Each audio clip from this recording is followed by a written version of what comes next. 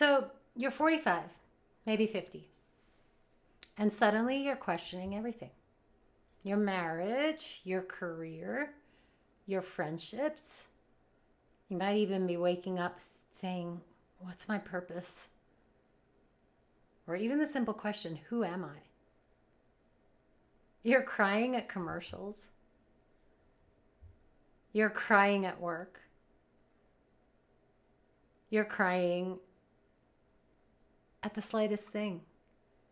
But you're also telling people exactly what you think for the first time in decades, and they don't like it. They're saying, what's wrong with you? What happened to you? This is not you.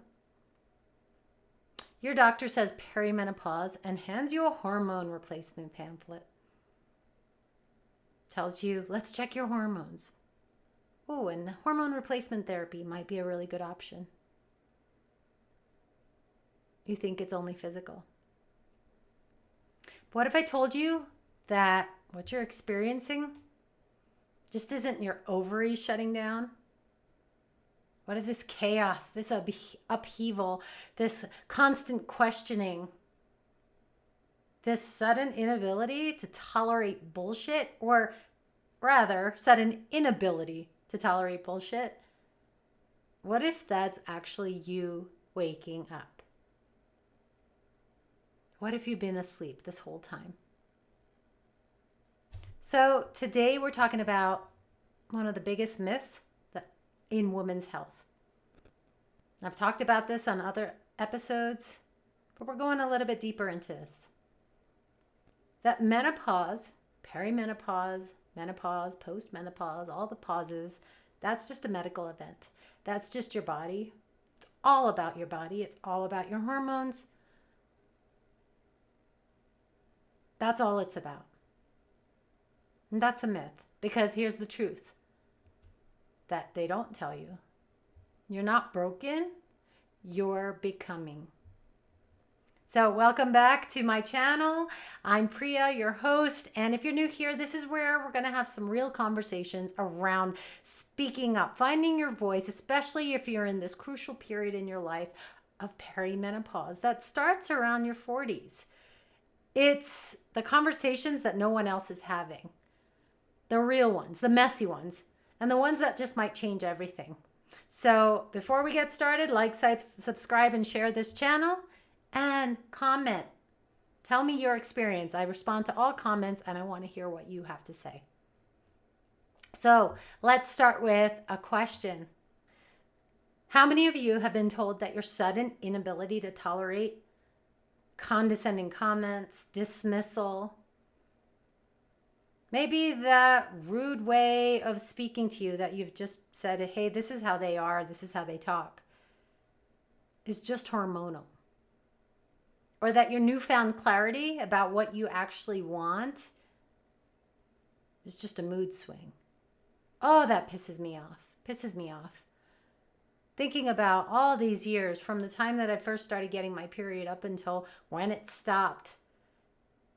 Anything where it was about me speaking up, anything where it was about me saying no, or this is what I want, automatically attributed to my period. Automatically, oh, you're moody because of your period. That period, oh, that, that monthly menstrual bleeding, that surge of hormones releasing from your body, that is the biggest gift that we have. And the way that others tell you that it's a mood swing or it's hormonal, that's just ammunition against you that people use against you. It's an excuse so they don't have to take responsibility for their own behavior. But today we're not worried about them. We're worried about you. So we've been conditioned to see menopause as an ending. How many of you have grown up watching TV and every other commercial was about your bone health and osteoporosis and things that are going to happen to you as a result of menopause? I was bracing for the worst. I thought, oh boy, it's coming. I know it's coming. And all of a sudden I reached that point and I'm like, oh my gosh, this is the best time in my life. We're conditioned as women to see this as the end of fertility, the end of youth, the end of relevance, the end of firm skin, the end of muscle. But what if it's actually the beginning of the most authentic version of yourself that you've ever been? So I'm a coach and I'm in these different communities, and sometimes we've been told in these communities, especially among us who are in this healing space, coaching space, trying to help women, that using the word authentic self, using our words, helping a person to be their authentic self is just not clear enough. But how can it not be clearer than stepping into the most authentic version of yourself? Everybody knows what authentic means. And we also know what inauthentic means, what it feels like when we do something that's out of who we are. So today we're going to talk about it's the beginning of stepping into the most authentic version of yourself. So let's start by completely reframing what menopause actually is, right? Medical establishment, I've read different things about it, call it ovarian failure. I want you to think about that language for a moment. Failure, as if your body's broken, malfunctioning, shutting down, letting you down. I went to an OBGYN appointment recently and had all my levels checked. It had been 5 years.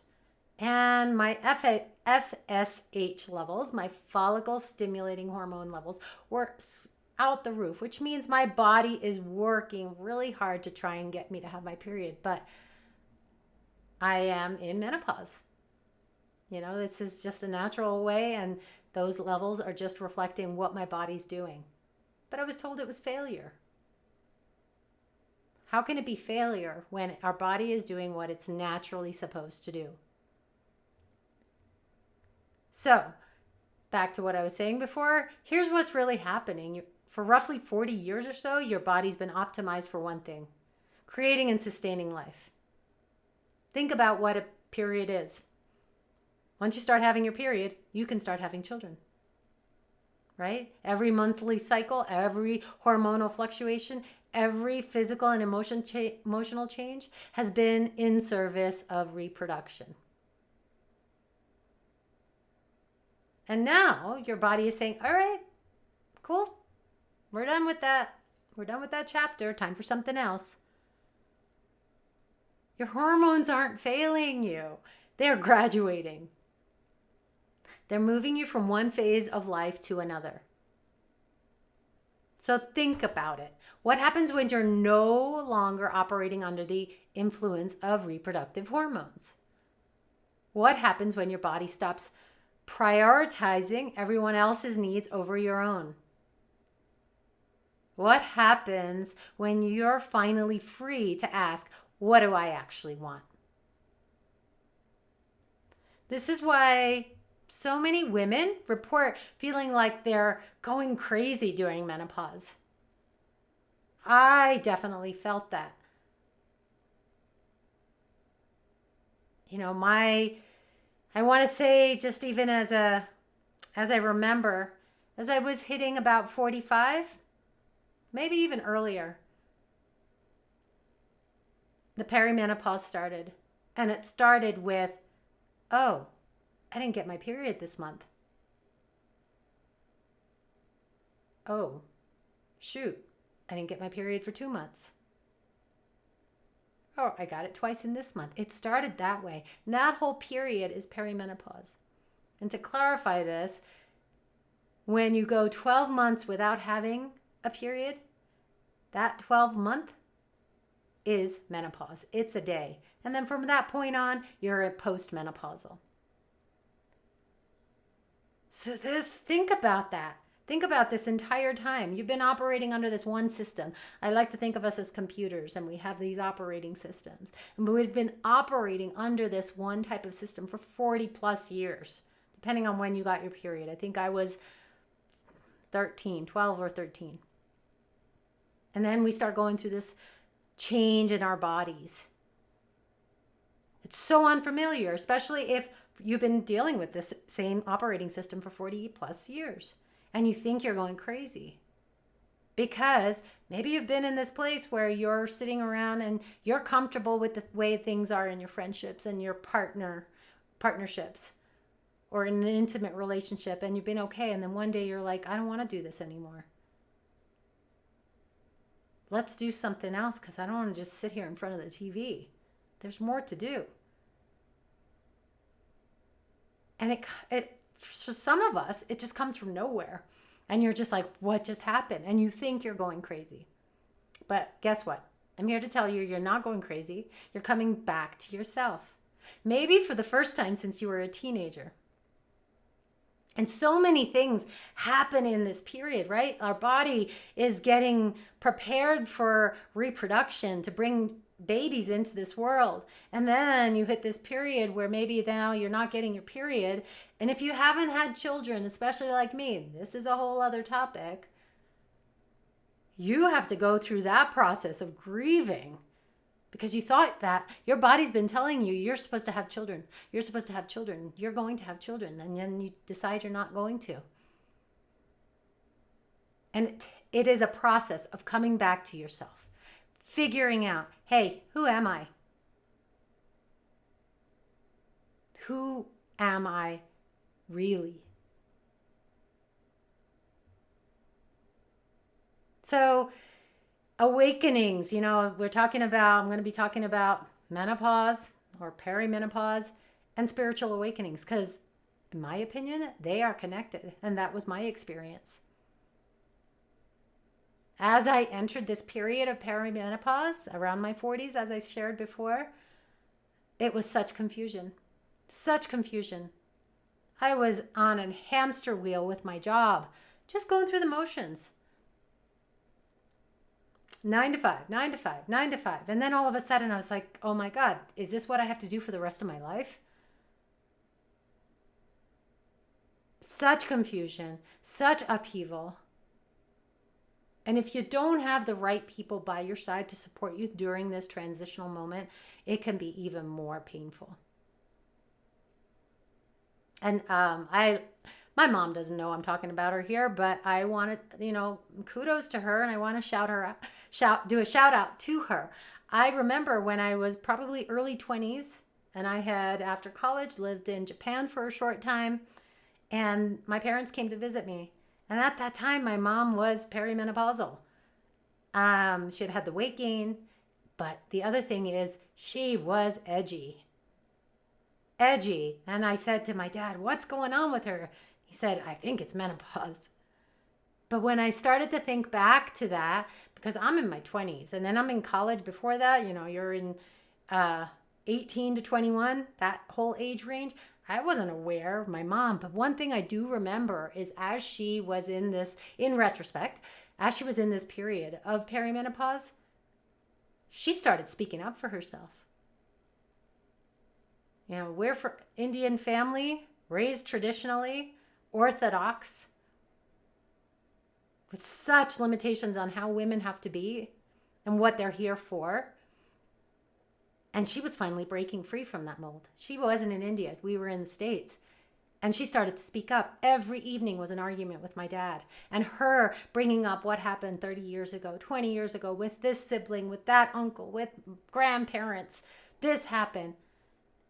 And at the time, of course, I'm unaware and clueless of what she's going through. So it was like, oh, here goes mom again.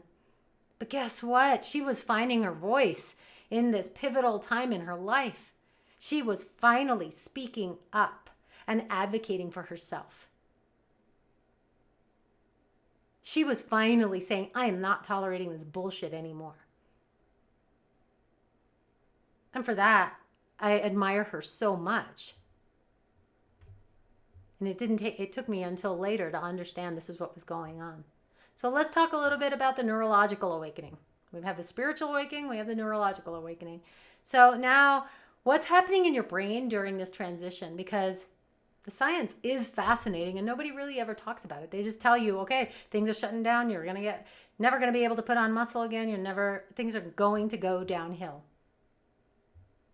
So during menopause, your brain is literally restructuring yourself.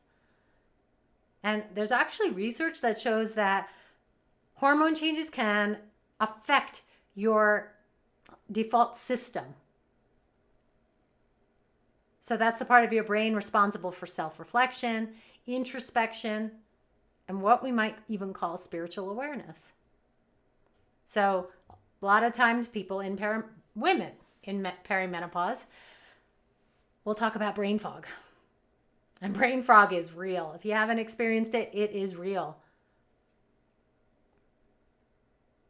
Because you're not clear.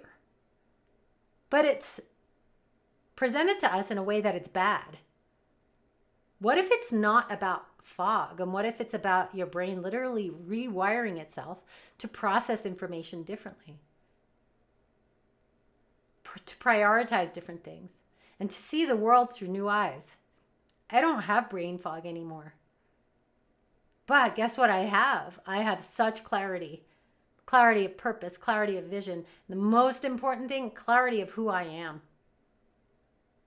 And nobody can ever take that away from me, even with words. I don't care if somebody calls me hormonal or tells me I'm having a mood swing. Because I know who I am inside now. And that is a result of my process and what was happening with this brain fog. So think about some women that you may know who've already gone through who are postmenopausal. And how many of them suddenly became more intuitive? Or they might, have gone into a career in the corporate world, and now all of a sudden they are doing Reiki and they're coaching women. They're learning spiritual tools. They might even learn light language like myself, Akashic records, finding out about past lives. How many women do you know have said, I just know, something told me? And how many women do you know have begun trusting their gut in ways that they've never had before? And this isn't woo-woo spirituality, it's neuroscience. Your changing brain is literally opening up new ways of perceiving reality and showing up in this world, understanding this world. So let's talk about what a spiritual awakening actually looks like, because I think we need to demystify this term. A lot of us during COVID were going through spiritual awakenings. And you might even not even realize that you're going through one.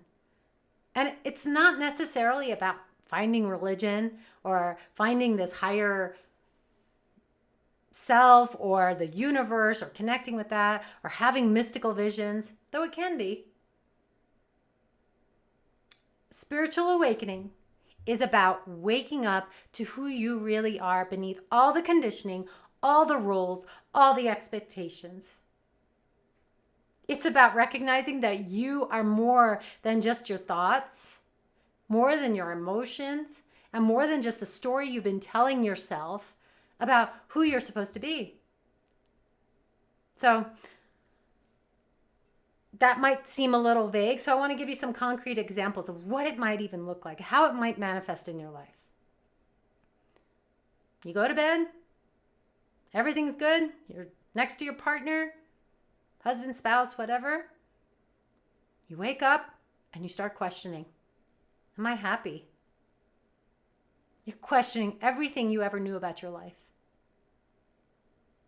You might even have gone to church or a temple your whole life, and all of a sudden you're sitting in the church or the temple or wherever you're practicing your faith, and you're like, do I really resonate with this? Or the preacher or the pastor, whoever starts speaking, you're like, this doesn't connect with me anymore. The biggest thing, and this happened to me, is you start feeling disconnected from people and activities that used to fulfill you. This was huge for me. I used to love going to a bar and drinking. I was never a huge drinker, but I definitely loved to drink and get drunk and have fun that way. All of a sudden, it feels like it happened overnight. I felt so disconnected from that. And it used to fulfill me and excite me. And all of a sudden, I felt lost. I would go and continue to do this. And I would say that I even did some of these activities for a couple of years before I finally said, I feel horrible when I do this. Not even just about the going out to bars and drinking, but whatever activities I was engaged with and the people that I was doing it with. You might experience a deep sense that something is missing, even when your life looks successful on paper. So I've talked to so many women and men that, man, they had six-figure businesses, seven-figure businesses. They had the family. They had the beautiful house. Everything looked successful. From the outside, you'd look at them and say, wow, I am so jealous. Yet they felt lost and felt like something was missing. And they felt a calling to something that was greater, but had no clue what that was. Also, what they experienced was increased intuition and synchronicities. So you might be connecting with this. Does this sound familiar?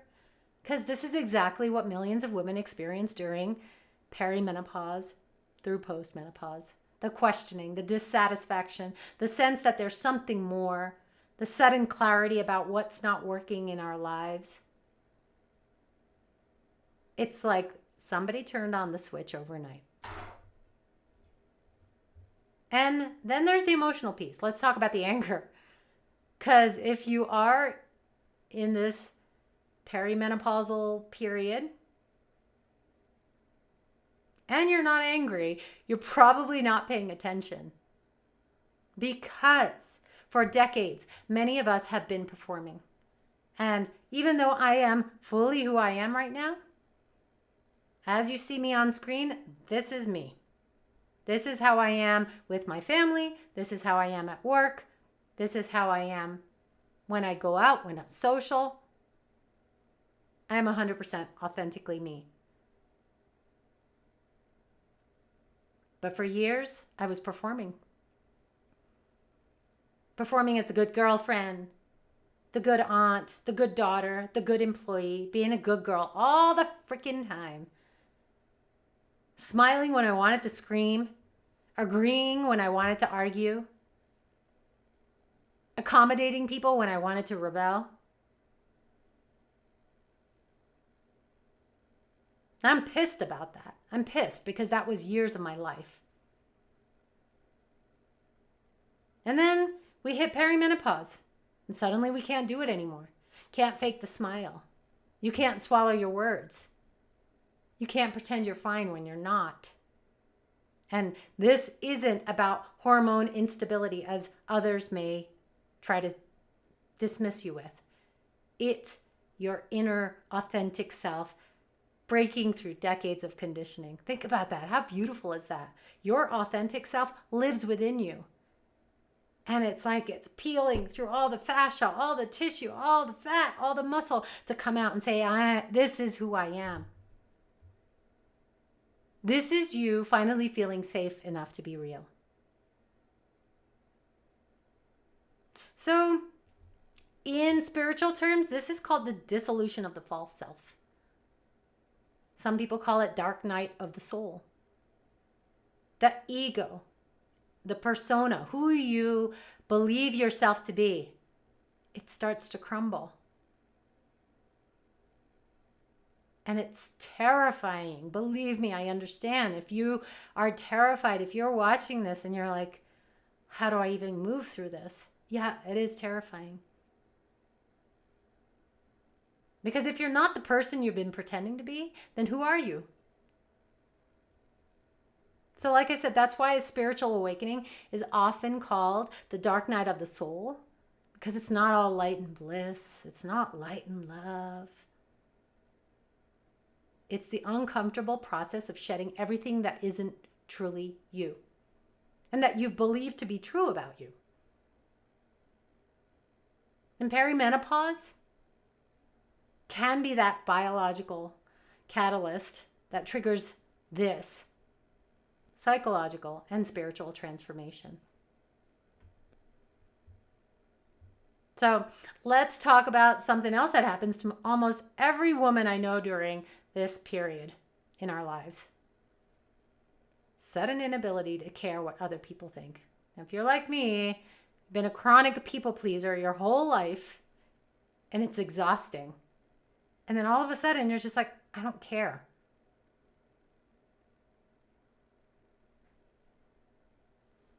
So,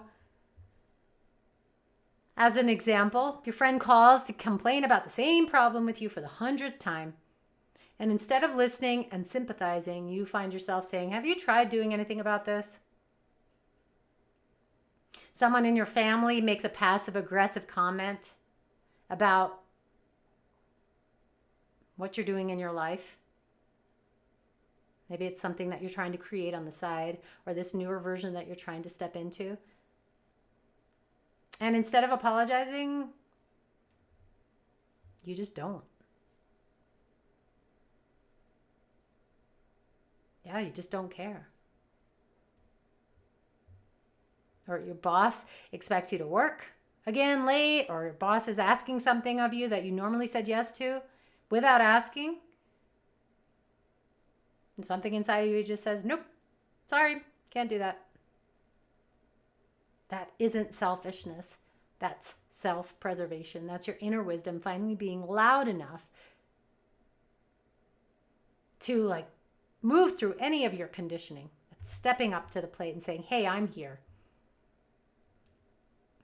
See, for most of our lives, we've been taught that our value comes from how much we give, how much we sacrifice, and how much we accommodate. We've been rewarded for being the ones who always say yes, who always make it work, who always put everyone first. But perimenopause, menopause, postmenopause changes the game. Those people-pleasing hormones start to fade, and suddenly you're operating from a different place, a different operating system. So if you, I come from a tech family, so I have a Mac. Every so often, Mac does a system upgrade, and I have to upgrade to a different operating system. That's us. We're upgrading to a different operating system. And that operating system is operating from truth instead of performance. So this is where the spiritual awakening piece really kicks in. Because when you stop living for everyone else's approval, you have to figure out who you are, what you want, what matters to you. And this is what a lot of spiritual teachers call ego death. You might have heard that. It's the death of the constructed self, the identity that you've been living under to survive in this world. It starts to crumble. For me, Indian girl raised to get married, have children. I was a speech therapist, work hard, get married, have a house, retire at 65. Everything was planned out for me. And as I went through this awakening, that all started to crumble. When that crumbles, you're left with, but then wait, who am I? What am I doing? What do I do? How do I do it? It's not a literal death, but it feels like one. There were times where I felt like I was dying. Suddenly, all the things that defined you, your roles, your relationships, your achievements, start to feel hollow.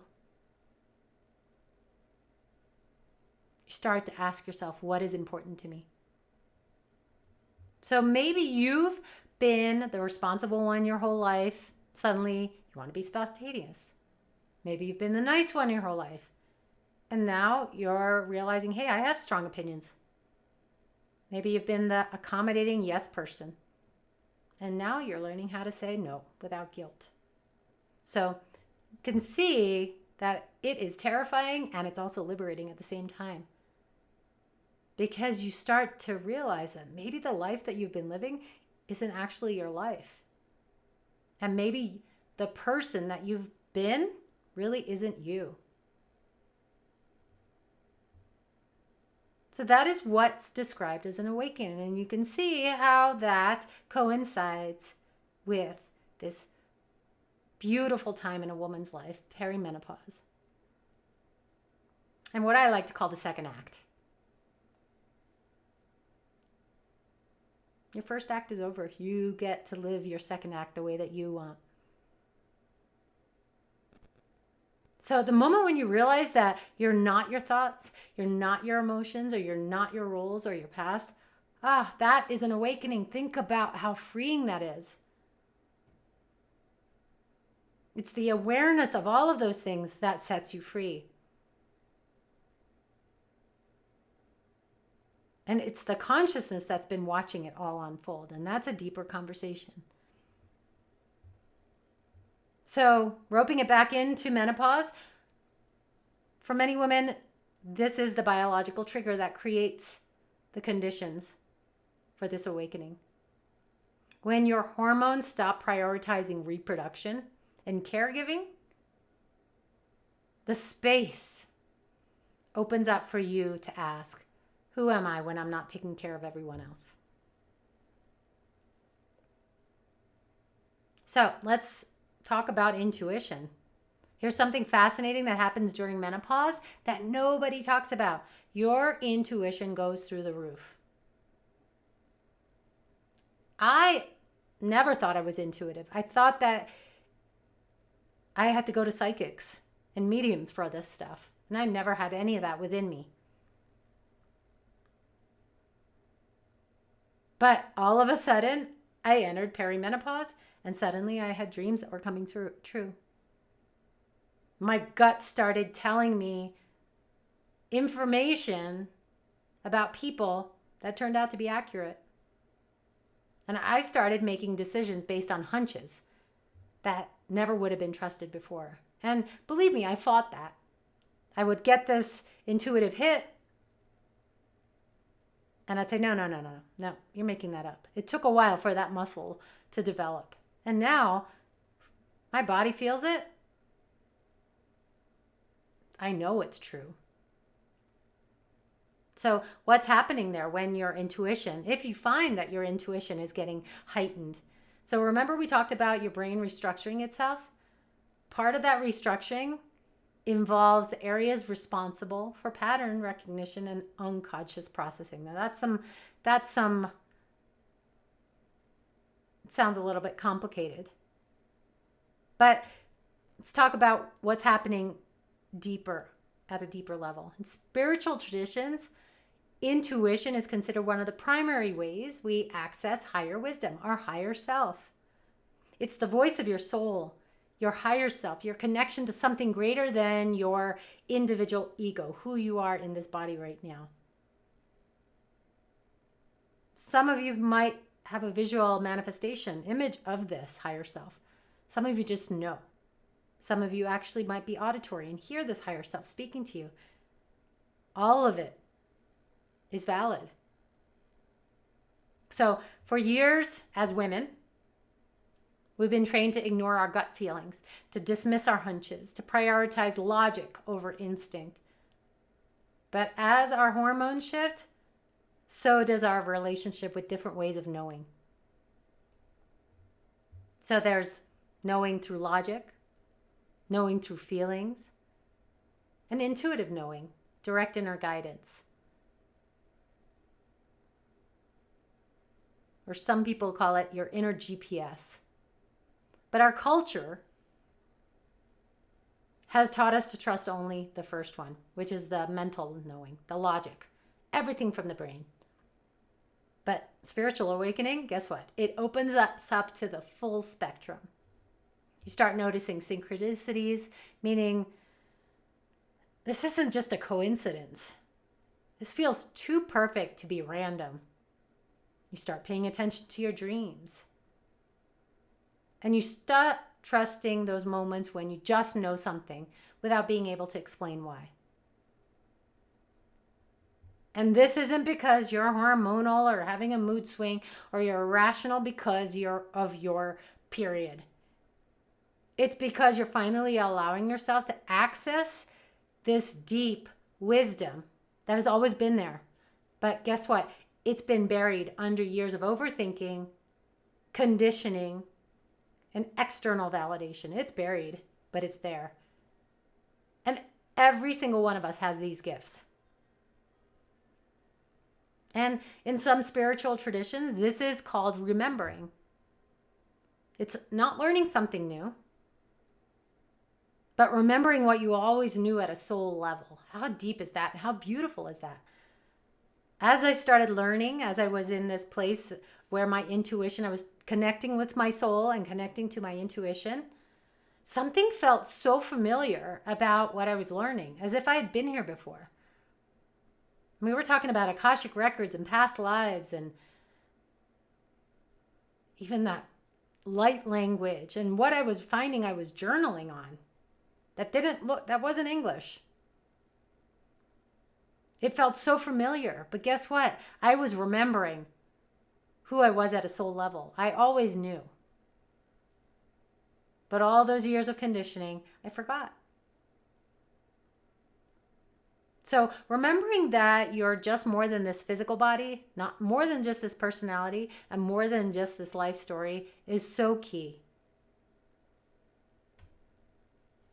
And it might seem very foreign to you right now, but all of this is under there. It's under you.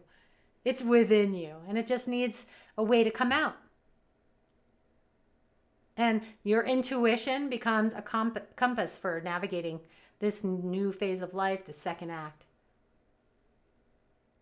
So when you're not sure which direction to take or you're questioning everything, it's your inner GPS becomes your most reliable tool. Just like Google Maps, Apple Maps.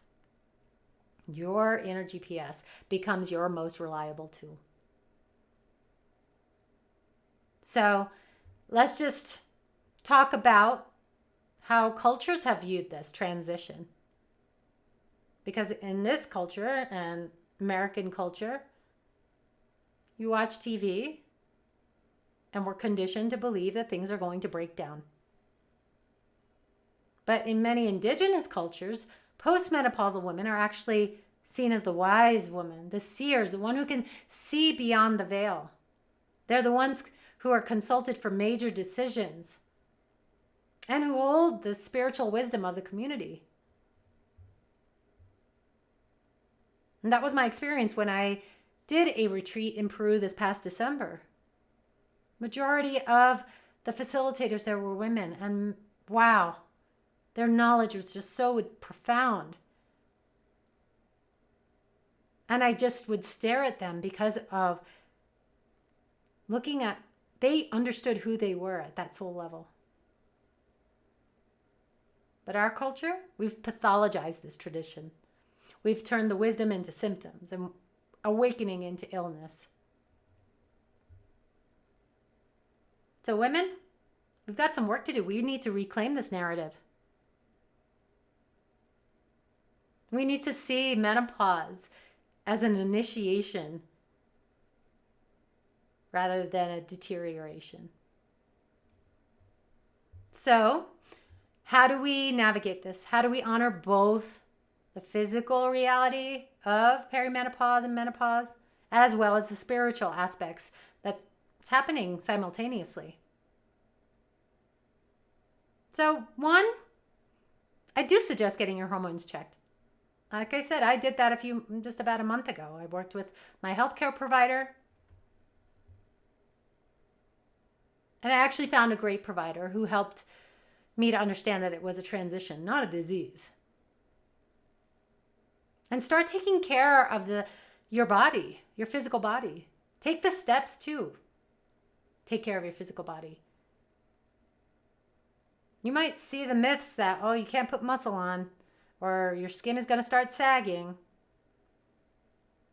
Nope, it's a bunch of bullshit. I put on more muscle during this perimenopausal time in the past 7 years of my life than I ever had in my whole life. My hair is starting to grow back. I was told it's going to fall.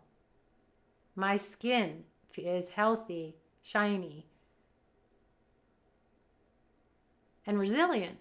And I was told it was going to sag. But that was because I took the steps to start taking care of my physical body. Give yourself permission to explore what's happening on deeper levels. Start journaling about the changes you're experiencing. Start journaling about the things that you're questioning when you wake up in the morning or go to bed at night, or that's keeping you awake at night. Physical, emotional, spiritual. And this question was a game changer for me. Ask yourself, what am I no longer willing to tolerate? What feels different about how I see the world? What's coming out of me that wasn't there before? And here's a big one. What would I do with my life if I stopped caring what other people thought? So this is a lot of information, and I want you to be patient with yourself through this process. Sometimes this process can be 10 years or more. Like I said, mine started probably around 43, just turned 50, and it's continuing. It doesn't feel like it's slowing down. And it's not linear. Some days I feel like I'm myself, and other days I'm like, oh, there's Priya 1.0. And both can be true at the same time. You know, you can awaken to your true self and then also feel like you're falling apart. It can happen simultaneously. It doesn't have to be this duality, one or the other. Transformation is messy. And awakening is uncomfortable. Growth hurts. Simple as that. I love weightlifting. That's a way that I'm able to be in my physical body, be grounded. But as I'm trying to build muscle and I start increasing weight at the gym, guess what? I am so sore because I've just tore new muscle. Growth hurts in any aspect, physical, mental, emotional, spiritual. But on the other side of this transition is a version of yourself that you've never been before. And the version that's more authentic, more intuitive, and more aligned with what actually matters. So, is it menopause or is it a spiritual awakening? Back to that original question. The answer is yes. It's both. It's your body changing and it's your soul remembering. It's hormone shifting. It's your consciousness expanding and emerging. It's an ending and it's a beginning. And one thing I want you to leave with from watching this episode is you're not broken. You're not failing. You're not too sensitive and you're not too angry, not too much. You're becoming. And that's exactly what you are supposed to be doing. So part of my gift to myself of being authentic is actually showing up here. I don't edit my videos. I record it and I speak just like I want to speak to you. And I'm getting better at it as I go and do more videos for you. But I stumble on my words. But this is about me being authentic. And I could definitely send these videos to an editor, have them fancied up. And the question I'm asking myself is, do I want that? Do I want to be perceived as fancy and having all of this high tech, or do I want to be seen as authentic? So if this video resonated with you, let me know in the comments. Share your own experience with transition. And let's normalize talking about menopause as this profound initiation that it actually is. Remember, this isn't the end of your story. It's the beginning of your most authentic chapter yet. And as I talk, I'm excited for you.